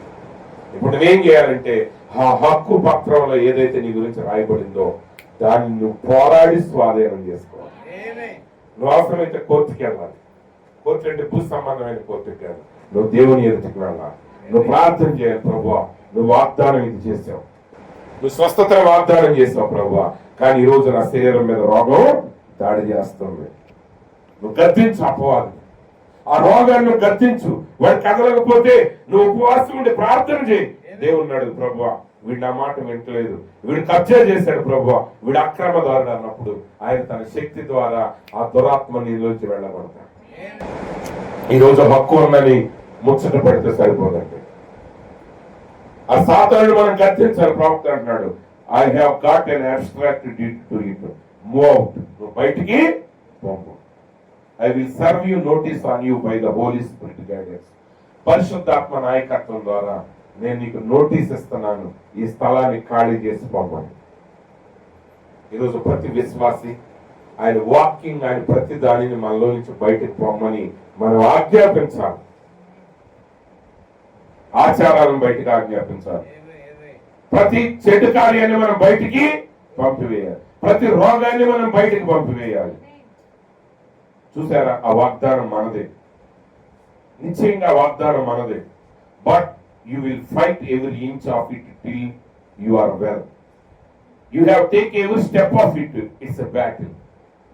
ప్రవక్త అన్నాడు, ప్రతి అంగుళం కొరకు నువ్వు పోరాడాలి. దానికి సంబంధించిన ప్రతి అడుగును వెయ్యాలి. ప్రతి వాక్యం చెప్పే ప్రతి మాట నువ్వు నెరవేర్చాలి. అది ఒక పోరాటం. అసలు ప్రార్థనే ఒక పోరాటం, చర్చికి రావటమే ఒక పోరాటం, వాక్యం చదవటమే ఒక పోరాటం. అంత మాత్రమే కాదు, ఆ వాక్యం చెప్పిన ప్రతి మాటను నెరవేర్చడం మరొక పోరాటం. అలా చేస్తేనే దేవుడు నీకు ఇచ్చిన వాగ్దానాన్ని స్వాస్థ్యాన్ని నువ్వు స్వాధీనపరచుకుని నీ స్వాస్థ్యాన్ని నీ పిల్లలకు నువ్వు ఇవ్వగలవు. ప్రతి స్టెప్, ప్రతి అడుగు పోరాటమేనండి. పోరాట స్ఫూర్తి కలిగి ఉండండి. పసిపిల్లల స్ఫూర్తి కలిగి ఉండొద్దు. అంతా ప్రభువే చూసుకుంటాడని పసిబిడ్డలాగా కూర్చోవద్దు. ఉదయకాలం మనం చదివాం, ఆ పక్షిరాజు తన గూటిని ఎందుకు రేపుతుందో. ఎల్లకాలం పెట్టదు తిండి, ఎల్లకాలం నోట్లోకి తీసుకొచ్చి పెట్టదు. అలా పెడితే ఆ తల్లి చనిపోయాక ఈ పక్షిరాజులు దేనికి పనికిరావు.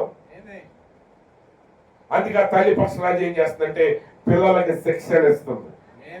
ఎలా పోరాడాలి, ఎలా గెలవాలి, ఎలా పతనం నుంచి పైకి లేవాలి, ఉన్నతమైన స్థలాలకు ఎలా వెళ్ళాలి. Eaglets are born but eagles are made. పక్షిరాజు పిల్లలు పడతాయి కానీ పక్షిరాజులు తయారు చేయబడతాయి. ఆ శిక్షణ ద్వారా తయారు చేయబడతాయి. దేవుడు మనల్ని కేవలం శిశువులుగా ఉంచట్లేదు. మనం కొంతమంది క్రైస్తవులు ఉంటారు, వాళ్ళు ఎంత వయసు వచ్చినా నేను ఇందాక చెప్పినట్లుగా ఆ పుత్ర స్వీకారం పొందే స్థాయిలో రాలేదనుకోండి, అతని మరణం వరకు అన్ని ఇవ్వబడతాయి అతనికి. అందులో ఏ సందేహం లేదు. రాజుగారి అబ్బాయికి అన్ని ఇవ్వబడతాయి. ఎంతవరకు అంటే అతనికి మాత్రమే ఇవ్వబడుతుంది, అతనికి కావలసినవి మాత్రమే ఇవ్వబడుతుంది, అతనికి ఆహారం మాత్రమే ఇవ్వబడుతుంది, అతనికి వస్త్రాలు మాత్రమే ఇవ్వబడుతుంది. కానీ ఆస్తి మీద అతనికి ఏ హక్కు ఉండదు. మిగిలిన ఇంటి మీద అతనికి ఏ హక్కు ఉండదు. అతడు ఏమీ చేయలేదు. కొంతమంది క్రైస్తవుల జీవితాలు అలాగే ఉంటాయి. కానీ అలా ఉండటం దేవుని చిత్తం కాదు. ప్రతి కుమారుడు ఆయన ద్వారా ఆ పుత్ర స్వీకారాన్ని పొందగలగాలి. ప్రతి కుమార్తె ఆయన ద్వారా స్వీకరించబడాలి. ఆ కుమారుల యొక్క ప్రత్యక్షత కొరకే ఈ రోజు లోకం ఎదురు చూస్తాం. ఏదో వర్తమానం ఉంది అని చెప్తే సరిపోలేదండి. మనకి దేవుడు అత్యధికమైన వాగ్దానాలు ఇచ్చాడు. ప్రతి వాగ్దానాన్ని ప్రతి విశ్వాసి స్వాధీనం చేసుకోవాలి. అలా నువ్వు స్వాధీనం చేసుకోవాలంటే వాక్యం చెప్పిన ప్రతి స్టెప్ ను వేయాలి. It's a battle. ఆ వాగ్దానాలు నీవే, అది వాగ్దాన దేశమే. They had to fight to get every step of it. అయితే అందులో ప్రతి అడుగును స్వాధీనం చేసుకోవటానికి వారు పోరాటం చేయాలి. And the promise is yours. ఆ వాగ్దానం నీదే, but you will fight every inch of it. వాగ్దానం నీదే కానీ ప్రతి అంగుళం కొరకు పోరాడాలి. వాగ్దానం ఇవ్వకపోతే నువ్వెంత పోరాడినా ఏం పొందలేదు. వెరీ క్లియర్ అని నా ప్రవక్త చెప్పింది, చాలా జాగ్రత్తగా గుర్తుపెట్టుకోండి. వాగ్దాన దేశంలోనే నీకు స్వాస్థ్యం ఉంది. వాగ్దాన దేశం వెలపల నీకు స్వాస్థ్యం లేదు. అరణ్యంలో నీకు స్వాస్థ్యం లేదు. లోకంలో మనకి నిజమైన స్వాస్థ్యం లేదు. లోక క్రమాన్ని వెంబడించకండి. లోకంలో మీకు డబ్బు సంపాదించినది నిలిచేది కాదు. లోకంలో మీరు పేరు సంపాదించినది నిలిచేది కాదు. నువ్వు సంపాదించాల్సింది ఏంటంటే పరిశుద్ధాత్మను పొంది దేవుని వాక్య ప్రకారంగా జీవించే విధానంలో ఎదగాలి. మీకు అర్థమైంది అనుకుంటున్నాను ఆ పాయింట్. వాగ్దానం లేకపోతే నీ పోరాటం వృధా.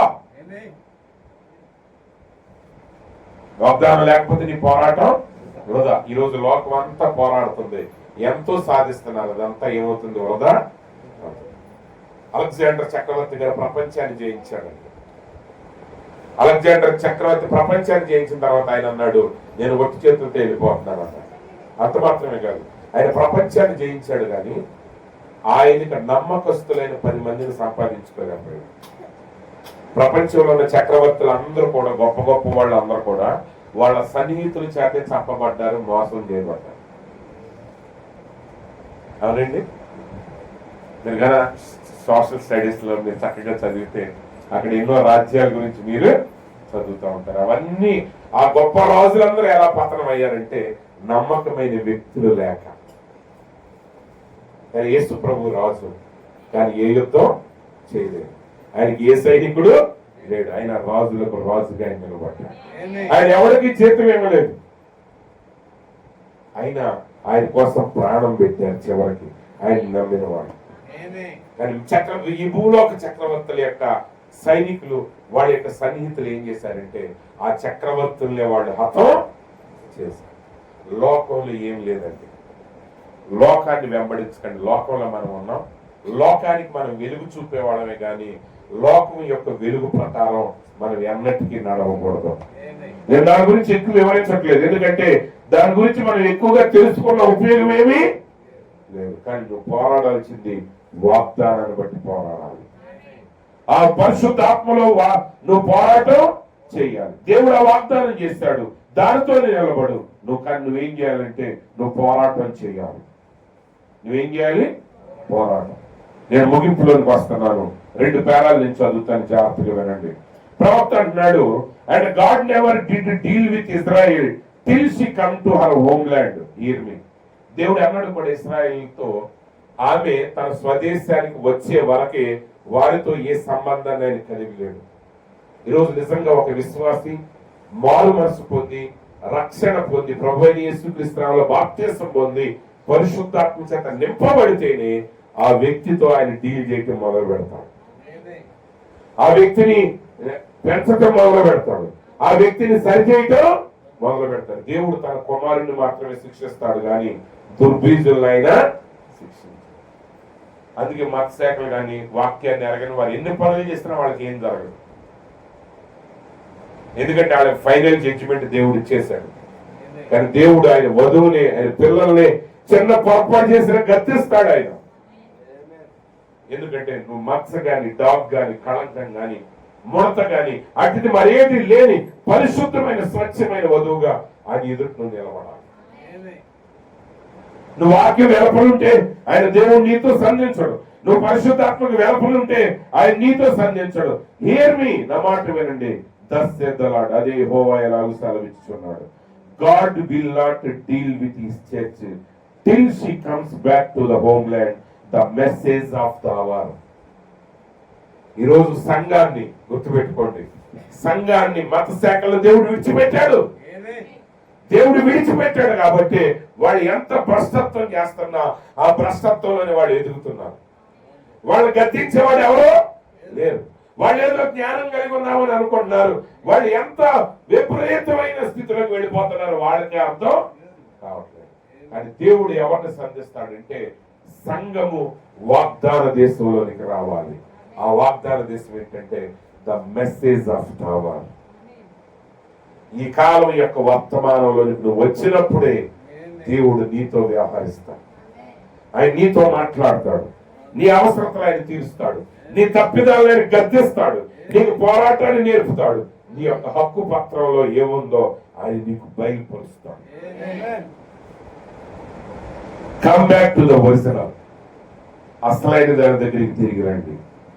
Get away from your Methodist, Baptist, Presbyterian ideas, your Pentecostals, assemblies, oneness, threeness, fiveness, whatever it is. ప్రవక్త అన్ని మత శాఖల పేర్లు చెప్పాడు. వాటి యొక్క మనస్తత్వాన్ని కూడా విడిచిరండి. మీరు ఎవరైనా సరే, ఇప్పుడు నేను లోదరన్ చర్చ్కి వెళ్ళారో లేదో నాకు తెలియదు.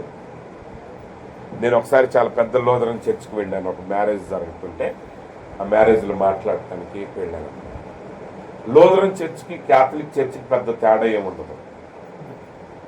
లోదరన్ చర్చ్కి క్యాథలిక్ చర్చ్కి తేడా ఏముండదు. ఎందుకంటే లోదరన్ అయ్య గారు క్యాథలిక్లో నుంచి వచ్చాడు. ఆయన కాకపోతే క్యాథలిక్స్ మరియమ్మని పెడతారు, లోదరన్స్ మరియమ్మ ఫోటో బదులుగా జీసస్ ఫోటోని పెడతారు. ఇంకా మిగిలిన తేడా ఏమి ఉండదు.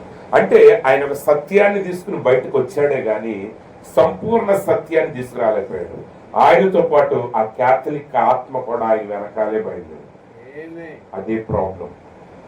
ప్రపంచంలో ప్రతి వ్యక్తి వాడు వచ్చిందాన్ని ఎంట పెట్టి పడతాడు. ఇశ్రాయేలు ఐగుప్తు దేశం నుంచి వచ్చేటప్పుడు ఏమంత పెట్టుకొచ్చారంటే ఐగుప్తుని వెంట పెట్టుకొచ్చారు. దేవుడు అంట ఒకే రాత్రి అంటే 12 గంటలు కూడా పట్ల దేవుడికి. అంటే ఈవినింగ్ దాన్ని పెట్టారు. అర్ధరాత్రి వేళ శిశువులు చనిపోయారు. ఆ అర్ధరాత్రి పిలిపించేశాడు మోషేని, అహరోన్ని, వెళ్ళిపోతారు.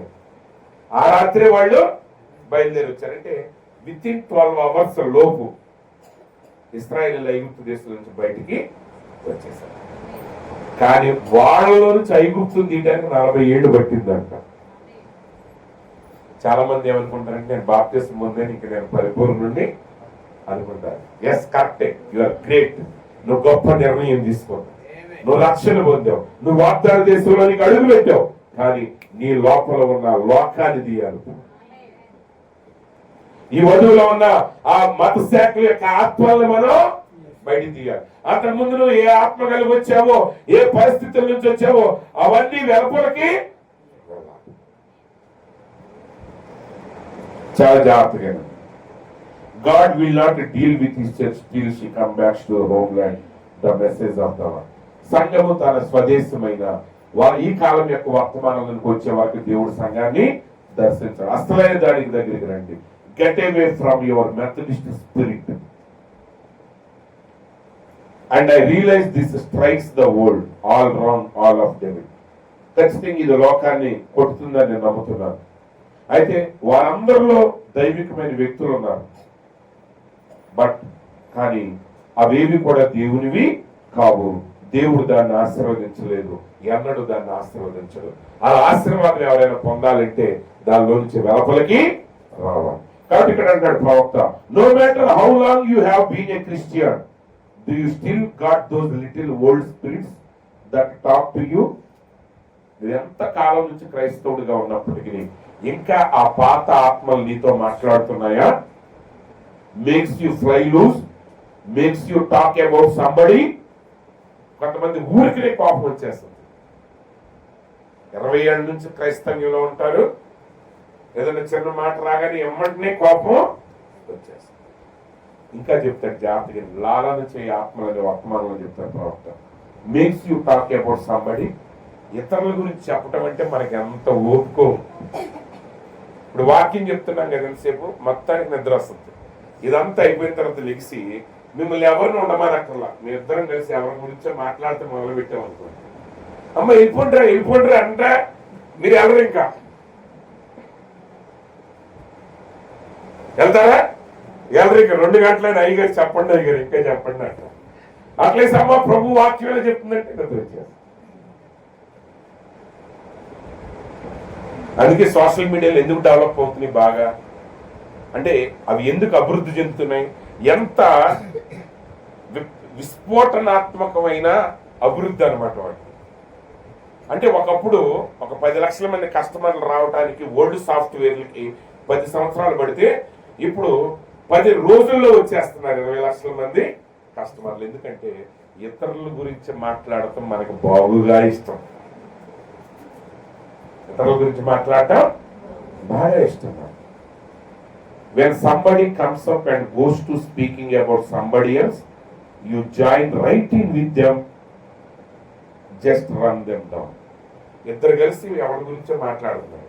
ఇప్పుడు నేను జాన్ గారు కలిసి ఎవరి గురించో మాట్లాడుతుంటే అన్ని మీరు వచ్చేస్తారు. నిజమేనండి, ఇంకేమంటే పిలవక్కర్లా, వాడు కూడా వచ్చి కలిసిపోతాడు ఈ సంభాషణ.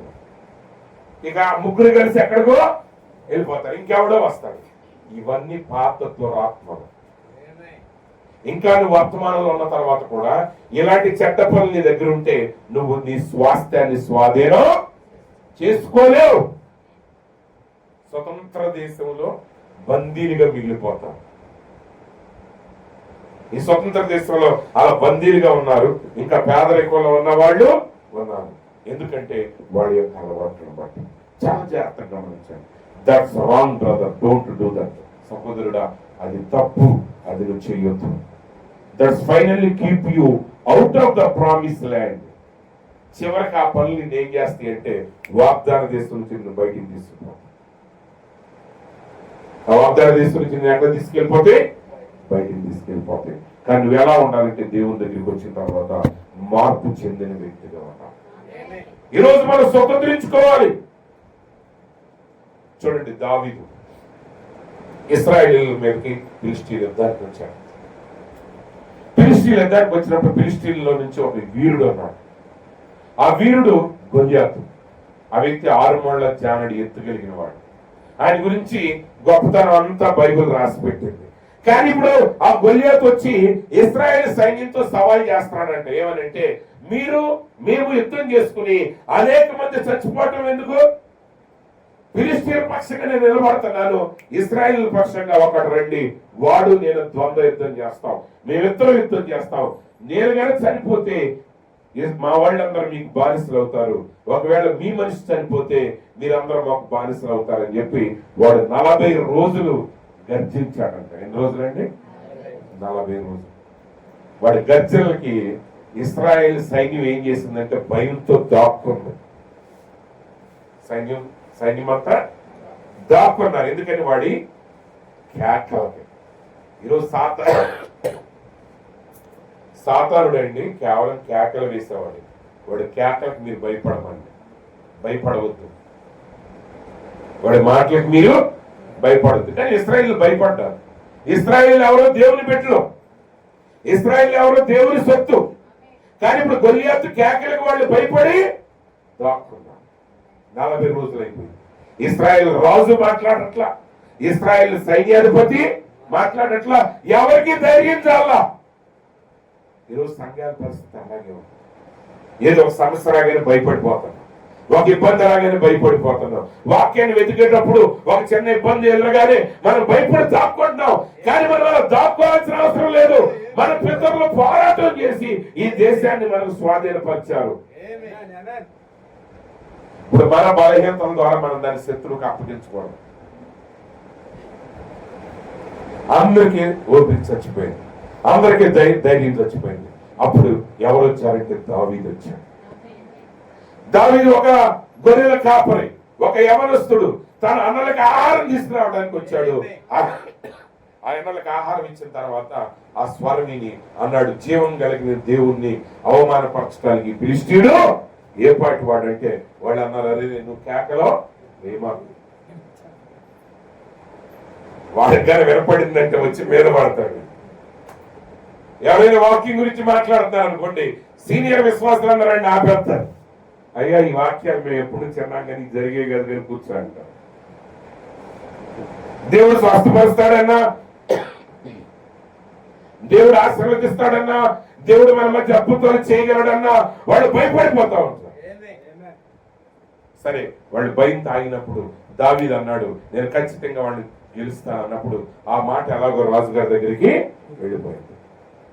రాజుగారు ఆయన చూసి అంటాడు, అరే నువ్వు చిన్నపిల్లడివి, నువ్వు బాలుడివి, వాడేం చిన్న వయసు నుంచి యుద్ధ విద్యల్లో ఆరితేరిన వాడిని, వాడిని గెలవలేవంటే ఆయన అన్నాడు, లేదు నాయన దేవుడు నా పక్షంగా ఉన్నాడు. నా తండ్రి గొర్రెల్ని కాయిస్తూ ఉన్నప్పుడు ఒక ఎలుగుబంటి గొర్రె పిల్లలు పట్టుకుని వెళ్తుంటే దేవుని యొక్క కృప ద్వారా ఆయన నాకు తోడైనటం ద్వారా నేను ఆ ఎలుగుబంటిని చీల్చి ఆ గొర్రె పిల్లని నేను కాపాడాను. తర్వాత మరొక రోజు సింహం వచ్చింది, ఆ గొర్రె పిల్లని తీసుకున్నది, ఆ గొర్రె పిల్లని ఆ సింహాన్ని చీల్చి ఆ గొర్రె పిల్లని నేను కాపాడాను. వాటి నుంచి తప్పించిన దేవుడు దీని నుంచి తప్పించడానికి కూడా సమర్థుడు. నేను అసలైన పాయింట్కి వెళ్ళిపోతున్నాను, కొద్ది నిమిషాలు జాగ్రత్తగా వినండి. ఇప్పుడు ఆయన సౌలు అంటున్నాడు, అయితే నా ఆయుధాలు ధరించి వెళ్ళమన్నప్పుడు ఆ ఆయుధాలు ధరించాడు కానీ ఆయనకు ఉపయోగపడాల. ఆయన పిరికోడు ఆయుధాలు ఏం పనికి వస్తాయి? ఇప్పుడు సౌలు ఆయుధాలు అంత బలమైనవి అయితే సౌలే ధైర్యంగా యుద్ధం చేసేవాడు. లోకానికి సంబంధించిన ఏ ఆయుధాన్ని క్రైస్తవుడు వాడకూడదు, గుర్తుపెట్టుకోండి. క్రైస్తవుడు వాడకూడదు. ఎప్పుడు లోకం కొన్ని ఆయుధాలు వాడుతుంది. బ్రహ్మం గారు దేవుడు ఆయనకు దర్శనం ఇచ్చి ఆయన పరిచయం పెంచేటప్పుడు ఆయన పనిని మానేసి ఆ సంపూర్ణ సువార్తకు వెళ్ళాలనుకున్నప్పుడు వాళ్ళ అత్తగారు ఒకటే అంది, నువ్వు వెళ్ళావు అనుకో నా తెల్ల వెంట్రుకలు ఏడుస్తూ లోపలికి వెళ్తే సమాధిలోనికి, నా కూతురు అడుక్కు తింటా ఉంటది, ఆ పాపం నీ మీద పడద్దని బౌరమని ఏడ్చేసరికి ఆమెను విడిపించడం ఎందుకని బ్రహ్మం గారు ఆగిపోయాడు. చివరికి ఆయన ఎన్నో దెబ్బలు తిన్నాడు, ఎదురు దెబ్బలు. అది లోకం తీరు. లోకం భయపడద్ది, బ్రతిమలాడద్ది, కన్నీరు గార్చుద్ది, ఏదేదో చేస్తుంది. ఒక నిజ విశ్వాసం ఎప్పుడు లోక ఆయుధాలను వాడకూడదు. ఒక నిజ విశ్వాసం ఎప్పుడు ఈ ఆయుధాన్ని వాడకూడదు, లోకం యొక్క ఆయుధాన్ని వాడకూడదు. ఓడిపోయిన వాడు ఆయుధాన్ని వాడకూడదు. మనం ఎప్పుడు గెలిచిన వాడు ఆయుధాన్ని వాడాలి. ఆ గెలిచిన వాడు ప్రభువైన యేసుక్రీస్తు. ఆయన దేనితో గెలిచాడంటే వాక్యానికి సంపూర్ణంగా లోబడుట ద్వారా, దేవుని ప్రేమ ద్వారా ఆయన సమస్తాన్ని గెలిచాడు. అందుకే ప్రవక్త అంటాడు, నేను దెయ్యాన్ని బలంతో వెళ్ళగొట్టట్లేదు. ఈ రోజు అనేక మంది దెయ్యాన్ని వెళ్ళగొట్టడంలో నా వెనక విఫలమవుతున్నారు. కారణం ఏంటంటే నేను బలంతో వెళ్ళగొట్టలేదు కానీ దేవుని ప్రేమతో వెళ్ళగొట్టాను అన్నాడు. అప్పుడు దావీదు అన్నాడు, అయ్యా ఇవి నాకు వాడుక లేవు, ఇవి లేకుండానే నేను ఎలుగుబంటిని చంపాను, ఇవి లేకుండా నేను సింహాన్ని చంపాను. ఇవి లేకుండానే దేవుడు నాకు శక్తిని ఇస్తాడు, విజయాన్ని ఇస్తాడు అన్నప్పుడు సరే వెళ్ళమన్నప్పుడు ఆయన వెళ్ళి ఆ ఏటిలో 5 నున్నటి రాళ్ళని తీసుకున్నాడు. ఆ 5 విశ్వాసానికి సాదృశ్యం, ఆ 5 యేసు క్రీస్తుకు సాదృశ్యం. ఆ రాళ్ళను తీసుకుని వెళ్ళాడు. ఆ గొలియాతుతో మాట్లాడుతున్నాడు. గొలియాతు అన్నాడు, ఇప్పుడు రా, నిన్ను చంపి ఆకాశ పక్షులకు నేను ఆహారం వేస్తాను అన్నప్పుడు దావీదు అంటున్నాడు, ఇశ్రాయేలులో దేవుడు ఉన్నాడని ఈ రోజు లోకం తెలుసుకునేటట్టు నేను చేస్తానని ఒక రాయి తీసేస్తాను వేగంగా వేసినప్పుడు అతనికి నుదుటికి తగిలింది. ఆ నుదుటికి తగలగానే అతను బాగుపడగా దావీదు శక్తి కలిగిన వాడై ఆయుధం లేకుండా పరిగెత్తుకుని వెళ్ళి ఆ గొలియాతు యొక్క ఖడ్గాన్ని లాగి ఆ గొలియాతు యొక్క ఖడ్గంతో వాడు తలను నరికి వేశాడు. ఇది అందరికీ తెలిసిన స్టోరీ. నా అంశం ఇది కాదు, నా పాయింట్ ఇది కాదు. ఇక్కడ గమనించండి, అప్పటి వరకు 40 రోజుల నుంచి చెట్ల దాటును దాక్కున్న ఇశ్రాయేలు ఏం చేశారంటే ఎప్పుడైతే గొలియాతు తల నరికి వేయబడిందని తెలిసిందో వెంటనే లేచారు. వెంటనే ధైర్యం తెచ్చుకుని వాళ్ళ ఆయుధాలు తీసుకుని ఇక ఫిలిష్తీన్ల తరవటం మొదలు పెట్టారు. వాళ్ళ లోయలు దాటి వాళ్ళ పట్టణాల్లోనికి వెళ్ళి వాళ్ళందరినీ హతం చేసేసారు. ఎవరు హతం చేశారు? దావీదు కాదు. దావీదు గొలియాతును మాత్రమే చెప్పాడు. ఇశ్రాయేలు ఏం చేశారంటే ఫిలిష్తీన్ల సైన్యం అంతటిని హతం చేసేసి ఆ ఆస్తులన్నీ వెనక్కి తీసుకొచ్చేశారు. యేసుక్రీస్తు కల్వరి శిలువలో మరణాన్ని జయించాడు. యేసుక్రీస్తు కల్వరి శిలువలో అపవాది యొక్క బలాన్ని తీసివేశాడు. ఇప్పుడు ఆయన దిగొచ్చి అంటున్నాడు, భూమి మీదను పరలోకములను నాకు సర్వాధికారం ఇవ్వబడి ఉన్నది, మీరు సర్వ సృష్టికి వెళ్ళి సువార్తను ప్రకటించండి, నమ్మిన వారిని సూచక్రియలు దొరికింది, మీరు రోగుల మీద చేతులు ఇచ్చినప్పుడు వారు స్వస్థత పొందుతారు, మరణకరమైన ఏది తాగినా అది మీకు హాని చేయదు, మీరు పాములను ఎత్తుపట్టుకుంటారు, మీరు దయ్యాలను వెళ్ళగొడతారు, మీ ఎదుటి ఏది నిలవచాలని దేవుడు ఆ హక్కును వాగ్దానాన్ని వాళ్ళకి అప్పగించారు. ఈరోజు ఆయన విశ్వాసంగా మనం ఈ రోజు దావీదు సైన్యం మనమే, ఇశ్రాయేలు సైన్యం మనమే. మన శత్రువునే మన యొక్క రాజు హతం చేశాడు. మన యేసుక్రీస్తు అపవాదిని గెలిచాడు, మరణాన్ని గెలిచాడు, సమాధిని గెలిచాడు. ఇప్పుడు మనం ఏం చేయాలంటే మన లోపల ఉన్న ప్రతి దురాత్మను మనం వెళ్ళగొట్టాలి, ప్రతి రోగాన్ని మనం జయించాలి, ప్రతి సమస్యని మనం జయించాలి. ఎలా జయించాలంటే ఆయన ఇచ్చిన వాగ్దానాన్ని బట్టి. ఈరోజు మన పార్టీ మిగిలింది. దావీదు భాగాన్ని దావీదు కుమారుడు యేసుక్రీస్తు నెరవేర్చాడు. దావీదు కుమారుడుగా కాదు కానీ దేవుని కుమారుడుగా నెరవేర్చాడు. ఇప్పుడు ఆయన యొక్క శిష్యులుగా, ఆయన యొక్క కుమారులుగా, కుమార్తెలుగా ఆ స్వాస్థ్యాన్ని సంపూర్ణ స్వాస్థ్యంగా మనం మార్చవలసిన బాధ్యత మనదే. ఆ హక్కు పత్రం ఆయన ఇచ్చాడు. ఆ పత్రాన్ని తీసుకుని నీ యొక్క సరిహద్దుల లోపల నీకెంత దేవుడు స్వాస్థ్యంగా ఇచ్చాడో వాటన్నిటి నుంచి అపవాదిని సంపూర్తిగా బయటికి వెళ్ళగొట్టి సర్వ స్వాధీనం చేసుకుని దాన్ని అనుభవించవలసిన బాధ్యత మీదే. కాబట్టి ప్రియమైన సహోదరి సహోదరుడా, నిజమైన నడుము కట్టుకోనండి, ఆ వాగ్దానాన్ని పట్టుకోనండి. ప్రార్థన ద్వారా, ఉపవాసాల ద్వారా, దేవుని వాక్యాన్ని వెంబడించడం ద్వారా మీకు ఇవ్వబడిన స్వాస్థ్యాన్ని సంపూర్తిగా స్వాధీనం చేసుకోనండి. అట్టి కృపా దేవుడు మీ అందరికి అనుగ్రహించును గాక. ఆమేన్, ఆమేన్. God bless you. ఈ సమయాన్ని తిరిగి దయచేందుకు అప్పగిస్తున్నారు. ప్రభు కృప మనందరికీ తోడైనను గాక. ఆమేన్.